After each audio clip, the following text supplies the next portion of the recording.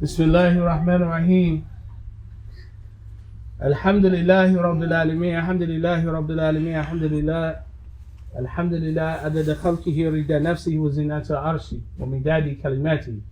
ومنتهى علمي جمع مشاع وخلق وضرع وبرع الغير شهادة الرحمن الرحيم المالك القدوس العزيز الحكيم وأشهد أن لا إله إلا الله وحده لا شريك له له الملك له الحمد يحيي ويميت بيده الخير وهو على كل شيء قدير وأشهد أن محمدا عبده ورسوله وحبيبه وخليله وأرسله بهدى ودين الحق ليظهره على دين كله لو كرهت المشركين وبعد وقال الله سبحانه وتعالى في الكتاب لقد كان لكم في رسول الله أسوة حسنة لمن كان يرجو الله ويوم الآخرة وذكر الله كثيرا. Allah subhanahu wa ta'ala in this ayah, and I'm going to try to give it as brief as possible to show you the significance of this ayah. You have to understand, especially in the time, it's in all times, because the Quran is for us until the end of time, right? For humanity. And so whatever Allah Ta'ala has mentioned in the Quran, says in the Quran, it will stand still no matter whether your car is driving on the ground or flying in the air. It does not expire. Our short-sightedness at times, we lack the insight, right? Because having the ability to read the Quran and be able to see where it's applicable in day-to-day life, that's the insight, and that is a gift from Allah subhanahu wa ta'ala. It's not nothing that you have, right? It's not like, sometimes we attribute our strength to the amount of work we put in. If we lifting weights, like, I'm bench pressing, 400 because I hit the gym every day, right? That isn't that kind of effort. The only thing that you can do is constantly read the Quran, and Allah will open and give you that understanding, right? And this is why, if you look at even after the death of the Prophet ﷺ, some of the companions of the Prophet ﷺ, they excelled in areas and in knowledge that other companions didn't excel in. If you look at like Ibn Abbas radiallahu ta'ala anhu, right? He interpreted one of the last surahs that was revealed that gave the indication of the death of the Prophet ﷺ was near. Right? He was a young boy. He was in his teens. And he was sitting amongst old men. And after the death of the Prophet ﷺ, Umar ibn Khattab brought him in that circle and said, what is this? What does this surah mean right here? Right? So we have to begin to be people of in-depth insight. If you're still reading the Quran and still think that it's okay to smoke weed after Isha, then you're a damn fool. Right? I can't put it no other way. I really want to say something else. You're a fool. If you still think that you can, as long as I make tawbah, but you're living a life of consecutive zina, right? You got a girl and y'all consecutively, right?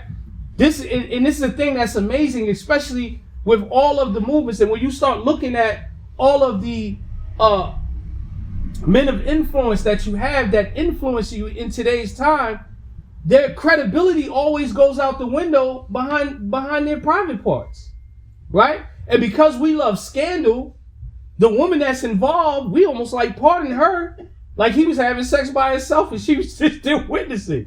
She was just guilty as he was. And we be like, that's crazy. But you see what that brother did? Right? You be like, yo, who was he sleeping with? Where's the other person that he was sleeping with? Her. Oh. Then why you acting like she ain't part of it, right? That's not just. That's not Islam. That's not Islam. So the thing with Islam is that we have to break cultural practices and norms that we find normal. Islam is about justice. Always have been. That's why we defend the weak. If you're a Muslim and you see that weak people are being oppressed and you don't say nothing about it, you're part of the problem. Muslims has always been known to stand up for justice, stand up for the right thing. Has never been known to be a people that only slide in on one side and ignore the other. So if you understand all of that I said, then you'll understand this ayat. And this ayat was relating to when the Muslims, they were dealing with the Ahzab, the Confederates. That's the best translation I can give. That they were going to fight. Their army was like double the size of them, right? Everybody was trading on the Prophet Sallallahu Alaihi Wasallam. They were backdooring him as we know it as today, right? Or lining him up from my culture background. They was just lining him up. Everybody backdooring him, backing out. Yeah, we got your back, man. We love you, man. We got you, right? And then what happens? And then they start backing away and leaving the door open for the enemies, or they work with your enemies while at the same time they're still pretending, that we all on the same page. So during that time, usually what happens during that time, paranoia grows, frustration grows, right? All of these things begin to happen. And so when these things happen, you really can't think straight. That's the whole point. It's a strategy. It's a military strategy. It's a blindside you, right? You set things up, you rile the people up. That's what spies do. That's what the Munafiqeen used to do. They'll rile the people up, have the people all over the place fighting and arguing with each other, and then they'll slide right back out the door because their job is done. And then what happens? We can't move forward. Well, then if you look between now, which is 2023, and 1950 something, Islam for us have grown in numbers, but there's no progress. Actually, we're regressing, right? No progress. At one point in time, we had reached a point where all of the Muslims were eating halal. Well, we done backtracked and all the Muslims are eating haram. We was at one point in time where, the women, they would struggle to cover. Well, now covering is kind of like stylish and it's a fashion. I might wear my kimar like this, or I might wear it like that. I might not wear it at all. I might put my weave in this week. I might get my nails done. All these things. Everything that you're doing now, we once act the way that we believed, that it was haram. But now we just like, you can do a little haram here and there. Nothing wrong with a little dibble and dabble, right? These things that we fought against. Intoxicants, all of these things are always used to control. It's the work of Shaitan. Shaitan has a never-ending job until the Qiyamah is to throw you off your square. So oftentimes we'll be like, be like Habibullah, even get fake tears and everything, crying all that. And then we wolves with sheep clothing. Most of us can't control our penis. We love the Prophet say something until it come to women. Right? When it come to women, then we go look for the most ratchetest thing you can find, or the worst man you can find to marry. And then be like, why these brothers don't act like, because these brothers ain't thinking about the sunnah. As these sisters ain't thinking about the sunnah, not the ones that we looking at. Right? We like ratchet. We like ratchello. That's what we like. We be in love with it. She look good. I like that. Them girls that get down and want to fight, tie their kimars up, pulling the blicky out on each other. We like that stuff. Because that spreads so far around the city, faster than somebody memorizing Quran. Girl, they was over here shooting. That's how we are. That's the kind of Muslims we become. Right?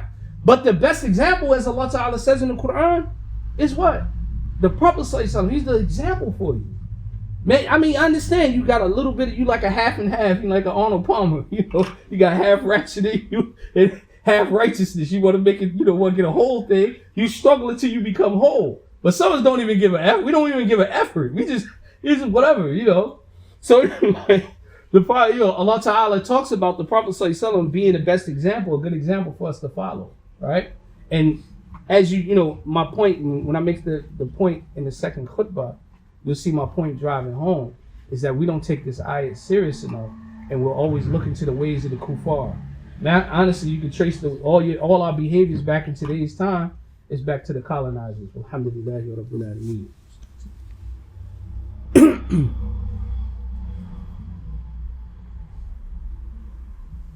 Bismillahirrahmanirrahim. Wa sallallahu ala sayyidina Muhammad wa ala alihi wa sahbihi sallam. Radiyallahu ta'ala anhu wa sadat al-tabi'ina wa ulama amilina wa a'ima arba'i mushahideen wa muqallidihim ila yawm ad-din amma ba'd. So in closing of the ayat, Allah subhanahu wa ta'ala, he says, وَمَنْ لِمَنْ كَانَ يَرْجُو اللَّهِ وَالْيَوْمِ الْآخِرَةِ وَذَكَرَ اللَّهُ كَثِيرًا. Allah Ta'ala, he says in the same ayat that the Prophet ﷺ, he's uswatun hasana, he's the best example for you. right? Because all of our behaviors are learned behaviors and we're mimicking somebody. Whether it be, your mom, your pop, pop, Mr. James, Coach Carter, Obama, Michelle, K. Michelle. I can just keep naming names. You're imitating them. I don't care how much you deny it, you're imitating them, right? Even to the point, like, I remember, remember the sisters that used to do the, when I first came to Philly, it was a culture shock for me, right? I moved down from New York, and the first Eid I went to was at Claire Muhammad School, And so we went over there, and it was a sister, to this day, I haven't seen nobody do it better yet. We said, you know that singer, Alicia Keys? Well, she was, we called her Aliyah Keys, right? She had the stilettos on, right? She had her overgarment on. She had the hat that she had on. And we all did like Alicia Keys took shahada. She looked just like her, right? And so that was our introduction. Then we seen the brother. He looked just like Cameron. He had a little pink fur coat on. You know what I'm saying? He had a pink kufi, some pink Timbs. I'm like, damn, they do it like this? Here we all our little dusty Timbs and hoodies. Right? We like, damn, you gotta step our game up. They do it different here, But anyway, whoever you love is who you will imitate. I'm sorry to tell you that, right? Whoever you love, that's who you'll imitate. If every man is wearing tight pants, because it's amazing how everybody was wearing tight pants. I remember our pants were so baggy, it was ridiculous. You couldn't even tell if a dude was like 100 pounds or 200 pounds because he's just so, baggy, right? Now our clothes are tight, where, men, they got breasts and it's showing because your shirts is tight, right? So, this is what's happening. Whoever you love, you're going to imitate them. Well, with this, when you love the Prophet sallallahu alaihi wasallam, you're going to imitate, and no matter what people do, you're going to smile. You'll be like, yo, smiling is sunnah, right? Your behavior, you're not going to smile and say it's sunnah, but then at the same time, be ready to shoot the brother, right? This is not that type of Islam. When you say that you love the Prophet sallallahu alaihi wasallam, you will go above and beyond to make yourself like the Prophet sallallahu alaihi wasallam. And Allah tests you every day, and He gives you people in your life that you be afflicted with, right? Unless you try to isolate yourself. Now this is the funny thing. When you isolate yourself, you never know how much of the Prophet sallallahu alaihi wasallam you don't resemble, because you think you're okay. There's nobody there, because iron sharpens iron. When you're men around other men, the other men make you step your game up. This is how the Sahabas were. They weren't men of isolation. It's just me and my woman. It's me and my wife, right? Actually, Allah Ta'ala condemns a man like that. It's just going to be me and my wife. The only time you're ever encouraged to be you and just your family is when there's so much chaos, there's no leadership, everything is just in disarray, right? And that the only way you hold on is stop and not be influenced by, the innovation and the disbelief that's happening, is you have to flee with your family. But you don't be amongst the Muslims and then just like, yo, this is me, this is us, right? It's just me. That's why I don't come to mash it now. A lot of people say that and they brag about this, right? But someone's bad character teaches you what not to be like.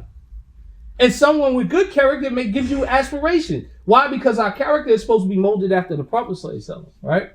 So anyway, in closing of this ayat, Allah Ta'ala says, for the one who hopes to do what?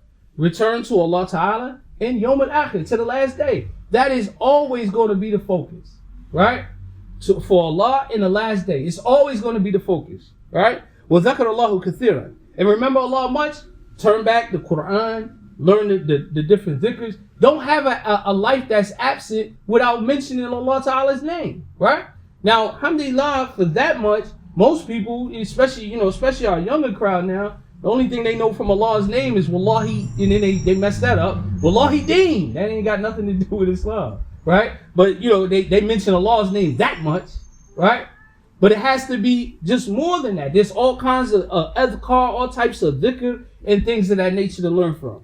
Now, there's a point I want to drive home. Because one of the things with the Ahzab, when you're dealing with Bani Qurayda, and you're dealing with the battle of the Khandaq and all those things, the Munafiq were always at work, and they always wanted to make a battle and destroy and crush the suhbah, the camaraderie that you had, right? We don't even have camaraderie in our families no more. We have to the point now, where you be married, your wife still is with this Jamaat, and you with that Jamaat, and like, baby, we ain't gonna talk deen, all that type of stuff, to that point, right? And some of that stuff is being driven by the munafiqeen amongst us, right? I'm not even talking about their level of iman. I'm just talking about their behavior and their antics, right? Every community always suffers a blow because there's somebody with the behavior of the munafiq that'll split, come and try to split everybody up. How many times it doesn't happen here in Masjidudf, man? You always got somebody with the elements and the behaviors, the traits, and the mindset of a munafiq, and they, Khalil got 3 wives. He ain't tell his other wife yet, right? You should go there, right? It's always something. Everybody's always keeping something going, right? Oh, we are up and coming movement. Let's find out who we can attack. We're going to attack them. Let's go at them. Well, one of the things that's affecting us overall as a society and as a group of people that are trying to transform from one element to the next one is that we hate each other, men versus women. And we make money to be the catalyst to fuel the war. Men versus women. And we use wealth to be the catalyst to spark the war. Many people are destroying their family. Especially if you black in America, it's not to exclude anyone else, but I know our experience, the family was always the anchor of the neighborhood. You had so many single parents, especially if you grew up in the projects or one of them little crazy blocks. You grew up in the projects, the Section 8, it don't matter what you was on. You had more single families in that community, but then you had a few families that were husband, wife, and you spoke about them like they were the next coming, like they were the next thing next to Jesus, right? That's how they used to talk about him. Oh, Mr. Johnson, his wife, they the only ones I can remember that had a husband and wife, right? I can even tell you personal stories as a kid. I didn't even realize how I thought a father was kind of like insignificant. Because nobody on my floor, I lived on the 11th floor, it's like 25, 30 different apartments, ain't nobody have a pop. Except unless he got out of prison and he was around for about 2 weeks and he was gone, right? So this is the thing. So imagine you become Muslim now, and what's being spewed in there, you don't want none of these brothers. You don't want them brothers. Don't worry about them sisters. All them sisters is on this, them brothers is on that. Now, it's not saying that some of the things that the characteristics they display ain't true, right? But that was never like the thing. We wouldn't have got this far. People would have been stopped getting married. People would have stopped getting together. Because everybody got a shady background and they try to change it. Now, if you remain on that, then we know where you at and we leave you be. Right? But for some reason, we can't get past this point. And now you have imams that fuel the man versus woman, war. These brothers ain't got no money. Don't let him marry you unless he can give you this.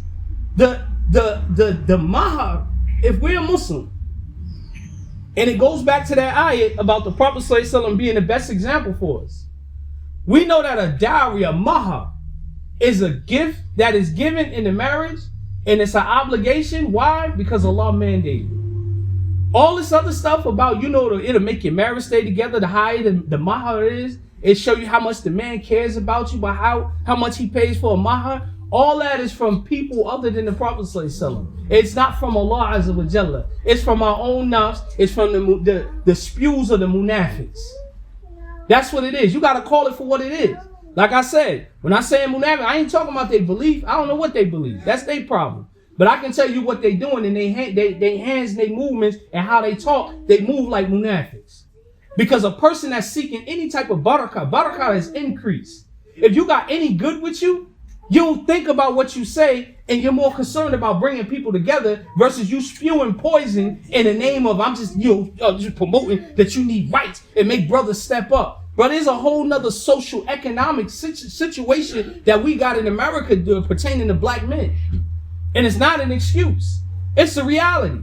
How many brothers actually have a skill to get some kind of attainable or tangible employment, right? You gotta remember, if you my age, all the girls now who's everybody's mommy now, when I was a young boy, while I was in jail and running the streets, they were all going to school. So when I get out of jail and get out the streets, I ain't selling drugs no more. Now I get to label everybody else. You ain't no good, you're a bum, you ain't got no money, you can't provide me. You making $7 an hour, $7.25 an hour. And they'll say a lot of brothers don't have motivation. They don't have no aspiration to make money. Right? On top of you got people telling you that money is bad. Right? On top of people telling you money is bad. Money is bad when it takes you away from the remembrance of Allah subhanahu wa ta'ala. All these things that you read about sadaqah, how would you be able to give sadaqah if you don't get money? How you be able to establish sadaqah jariyah? This works for your afterlife. Well, you may have established like imagine every person who even put a splash of paint on this wall will receive the benefit for every person that prays here, regardless of what people tell you. But you'll tell people, oh, don't give your money to the masjid, don't do this, just walk away, right?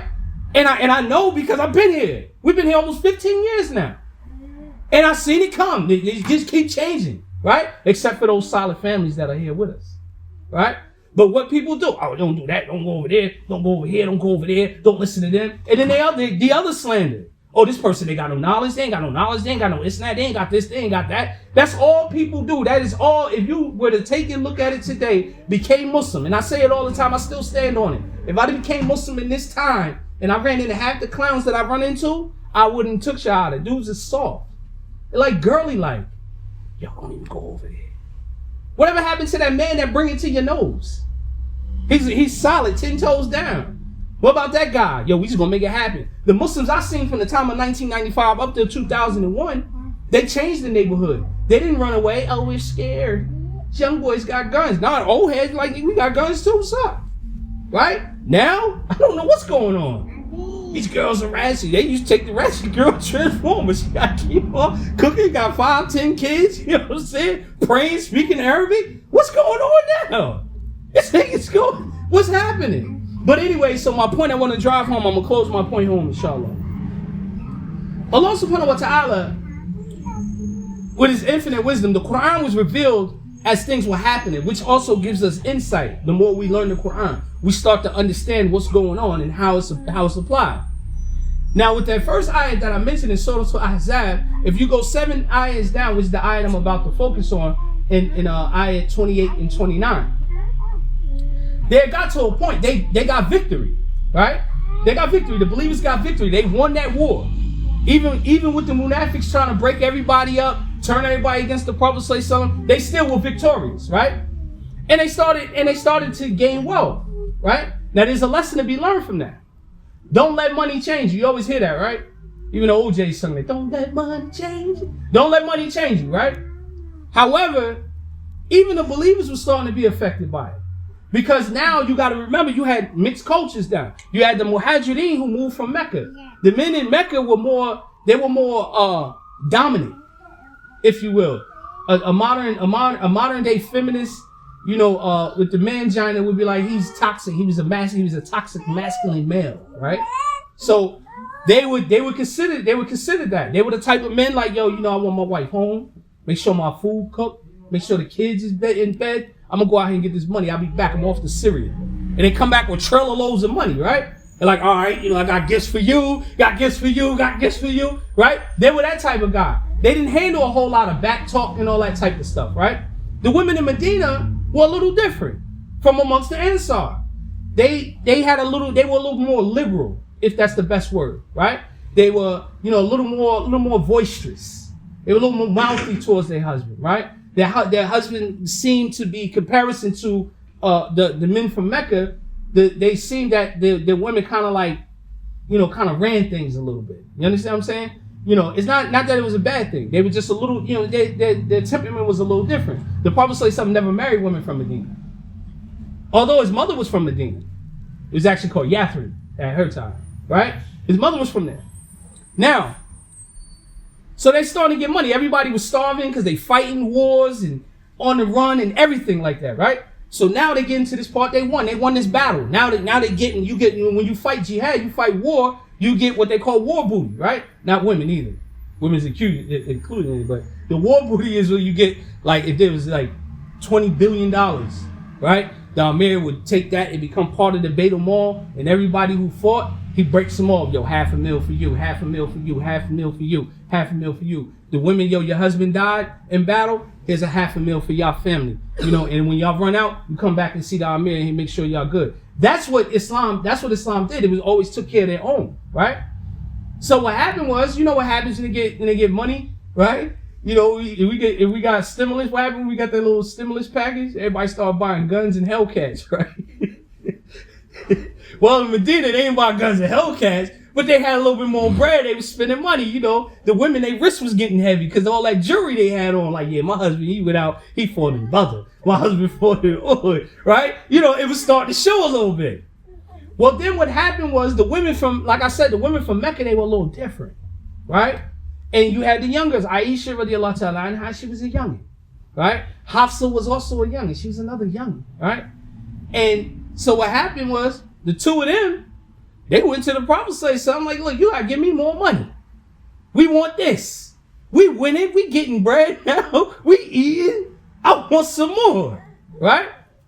So the Prophet sallallahu was a little disappointed by this. Because you have to look at his status and then look at the everyday people, right? He's showing you, he's teaching you a lesson. And they wasn't coming like really like on some real like ratchet type stuff. They was just saying like, yo, you know, look, you know, you got the kings and people look at it. We done defeated kings.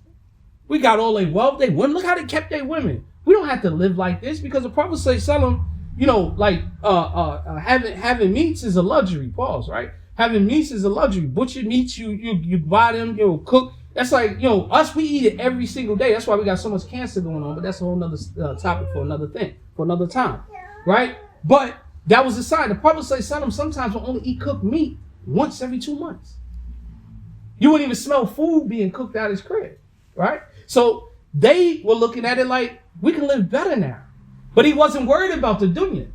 Now remember, let's go back to the ayah that I opened up with in the first khutbah. The best example for us is the Prophet sallallahu, right? Now, I'm not telling y'all to go home, throw out your crock pot or things of that nature. You have to use your own temperament and get better judgment, right? You have to know your family. Because sometimes we'll cause a hardship on our family, you know, where we go from one particular thing, a lifestyle, and change to another, right? So anyway, so Allah Ta'ala, he revealed some ayahs pertaining to this discussion. And also included in this was Abu Bakr and Umar, right? When you read the tafsir in the Asbab al-Nuzul, the cause of why the ayahs was revealed, you'll see that Abu Bakr and Umar, somebody came to them, right? Actually, Umar's wife went to Umar and was like, yo, Umar, what's up? You know, you didn't lay that chick, you know, I need some chicken. What's up? Right? Y'all just won all these big battles. What's good? What's cracking? Give me some money, right? And Umar like, yo, what's up with you? You starting to act like these women in Medina. This ain't how we roll. She was like, oh, really? Well, if you think what I'm saying to you is bad, you need to go see the wife of the Prophet. Who's the wife of the Prophet? His daughter. His daughter. Now, Umar tight now. Hold up. You talking to Rasulullah like this? Right? Abu Bakr, same thing. He learned that Aisha talked to him like that. You talking to Rasulullah like this? Are you crazy? Right? And they was sitting in the halakha. They was addressing him. It wasn't like, they dressed him right in front of the Prophet, right in front of him, and chin checked. Yo, you don't do that. Then Allah revealed the ayah, right? In the ayah, Allah subhanahu wa ta'ala, he said in his ayah, he says, Ya ayyuhan nabi, qul azwajika in kuntunna turidna hayat ad-dunya wa zinataha wa ta'alayna umatti'kunna wa usrihkunna sarahan jamila, right? So then Allah Ta'ala revealed the ayah. Now when this ayah was revealed, he went to Aisha first, right? And he confronted Aisha and he mentioned this ayah. He said, I want you to make a decision, but I don't want you don't have to rush. I want you to make a decision, right? You don't have to rush.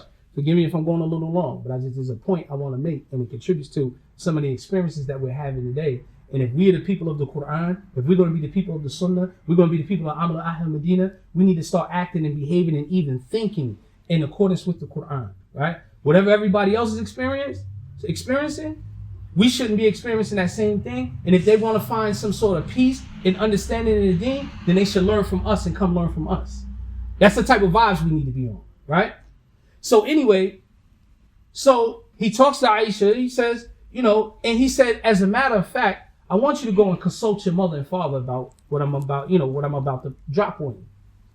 And then he mentioned this ayah to her. Well, Allah Ta'ala said, O Prophet, say to your wives, if you desire the life of this dunya and this glitter, right, then come and I'll make a provision for you and set you free, set you free in a beautiful way. Because truthfully, because of the way that we end our relationships, we're so ratchet and hostile, we don't even part and give our wives gifts as we get divorced. Right? This is sunnah. It's from the deen. It's mentioned in the Quran. If you're going to get divorced, it shouldn't be the only gift you give is a fist or a foot. Right? But it should be, here, look, you know what? Here, this, I'm sorry if things couldn't work out. It's not personal, right? It shouldn't be anyway. All right, now I understand, because a lot of brothers and sisters nowadays, they're getting caught cheating. So I don't know if I would give her a gift. But anyway, so this is what he dropped on Aisha, right? And Aisha said, listen, I'll give you my answer, but when you go to my co-wives, don't tell them what my reply is. Because her reply, she answered immediately. She sat back, she was like, what? Do I really need to talk to my parents about this? And he was like, no. She said, my answer is I'm choosing Allah and his messenger, right? But she said, don't share my answer with anyone. And the Prophet ﷺ told her that if they were to ask me, I will tell them the truth, right? But I won't basically be volunteering the information. But if they ask me, I'll tell the truth. So the next ayat, Allah subhanahu wa ta'ala, he says, وَإِن كُنْتُنَّ تُرِدْنَ اللَّهَ وَرَسُولُهُ وَالدَّارَ آخِرَةً فَإِنَّ اللَّهَ عَدَّدْ مُحْسِنَاتِ مِنْكُنَّ أَجْرًا عَظِيمًا.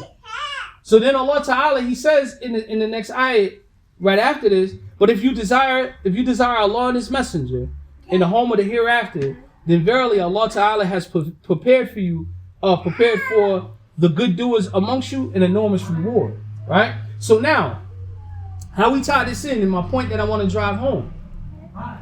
This happened in the middle of the marriage. And when you're in a long marriage, you have trials that come to you. And you can consider this a trial, but it's also a teaching moment for us, right? A learning moment. In our situation, you may have been, the husband got a better job, right? You used to see it when you watch old TV shows. You ever want to see what it's like to act this out? Watch Good Times or the Jeffersons, those type of things. You started off at the bottom, now we here like on some Drake type stuff, right? You make a little bit more money, then the wife like, yeah, I can get my foxy clothes on, and I can get this and that, right? That's not a problem. A woman's not at blame if she desires that. However, if you're a particular man and you have a particular station, and you're accumulating of the dunya is going to interrupt your ibadah, or it changes things, then it's understandable if you come into your wife in that manner, like, look, I ain't got it. And if that's what you after, I can't give it to you, then I'm going to tell you what Allah told the Prophet ﷺ to tell his wives, right? Now, the flip side is, our problem is, the men and the women, both of us broke. We both broke.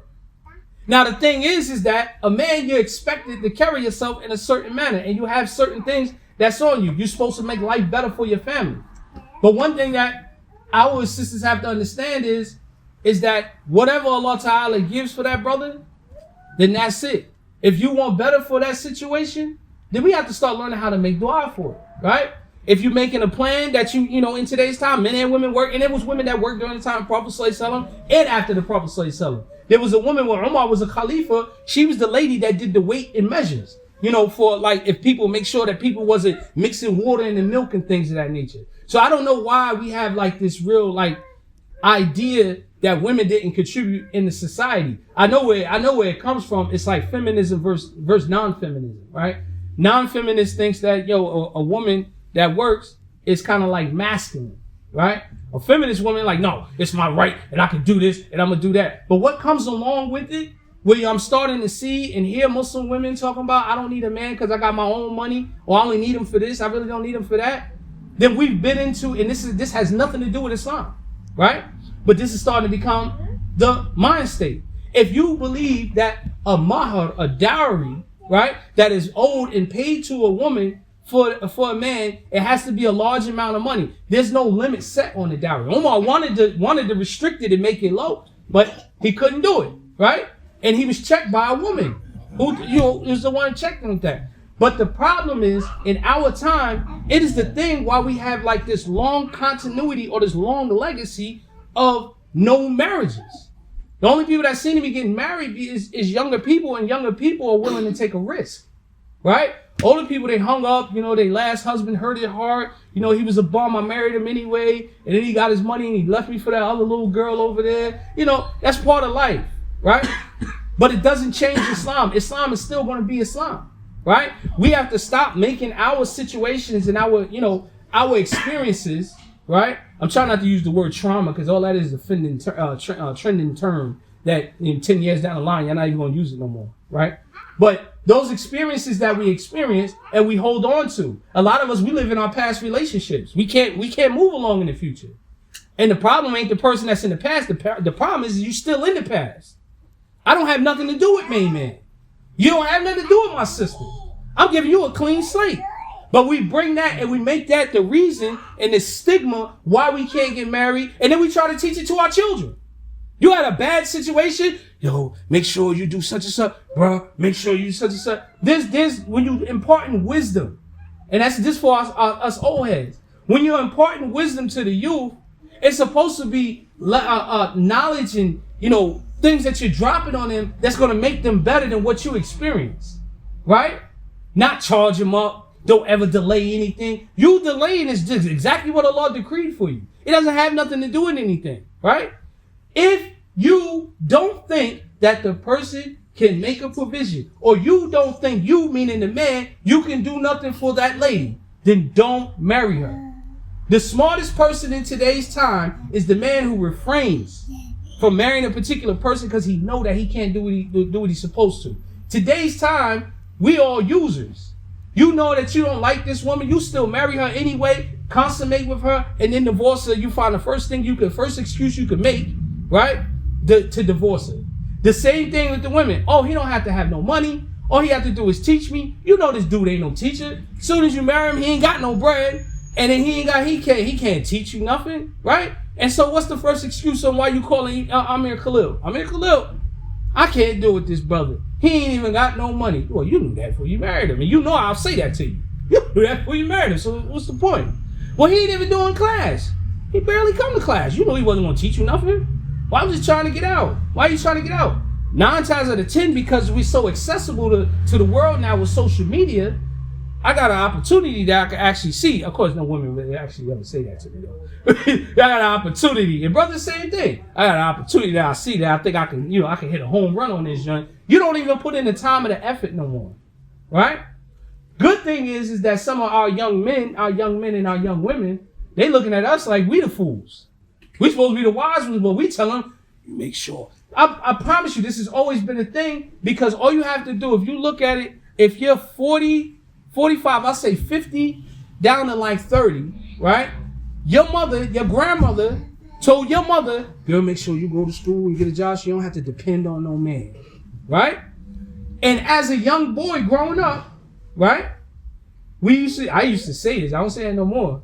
I'm going to teach my daughter, make sure my daughter got everything so she don't need no man, right? This has been a poison, and this is all you have is everybody just humping, getting pregnant, and no one's getting married, and everybody's real short with each other. And when you don't have a foundation of a family, and I'll prove you how important the family is. Abu Bakr Siddiq, he wasn't the only Muslim in his family, radiallahu ta'ala anhu. His mother and his father, his son, his daughter, his grandchildren, everybody in the Jummah was Muslim, right? You learn from Umar and the Khattab. We talk about Umar all the time. Umar this, Umar that, Umar this. And most of us, majority of us, are Maliki. We claim to follow the Amal of Ahl Medina. Umar, right? Umar ibn Khattab, his son, Ibn Umar, right? His son, Ibn Umar, taught who, right? It changed, and it goes all the way back to Imam Malik. So my case in point is that they all brought their children in, and their family. Families are extremely important. If we keep this marriage divorce, long breaks of celibacy, dude, we're getting older. We're getting older, and polygyny is always an option. If you got a wife and she's growing old with you, don't stop having kids. Get married, man. Have more kids. This ain't a knock against the woman. This is how Allah set your body up. We have to embrace the reality. We're not accepting Allah's qadr. It is messing with us psychologically, and we think just like the kuffar, and Allah tests us just like the kuffar. We gotta change our mind state. Change your mind, then you'll change your behavior. You don't change your mind, ain't nothing going to change. You just be a ratchet person with Muslim clothes. Subhanaka Allahumma bihamdika wa ashhadu an la ilaha illa anta wa astaghfiruka wa atubu ilayk. Iqamas salat.